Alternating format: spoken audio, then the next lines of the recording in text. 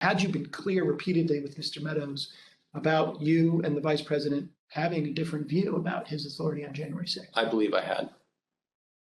Did Mr. Meadows ever explicitly or tacitly agree with you or say, yeah, that makes sense, or okay?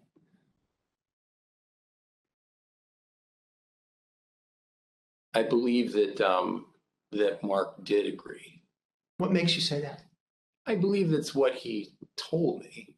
But as I mentioned, I think Marc had told so many people so many different things that it was not something that that I would necessarily accept as, okay, well, that means that's resolved. I see. Tell me more what he told you on this topic. Well, I think it was that, the vice president doesn't have any broader role.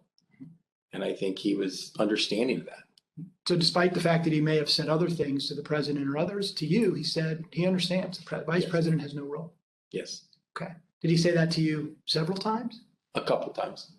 Before January 6th? Yes. The way it was communicated to me was that Pat Cipollone thought the idea was nutty and had at one point confronted Eastman basically with the same sentiment. And do you know if that was communicated to the president?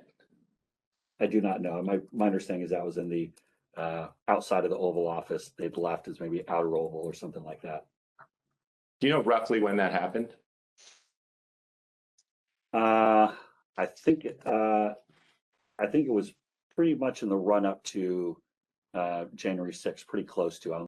Pat expressed his admiration for the vice president's actions on the day of the 6th and said that he concurred with the legal analysis that our team had put together to reach that point. It made no sense to me that in all the protections that were built into the Constitution for a president to get elected and steps that had to be taken, that the power to choose the next president would be sitting with the vice president. And he described for me what he thought the ambiguity was in the statute. And he was walking through it at that time.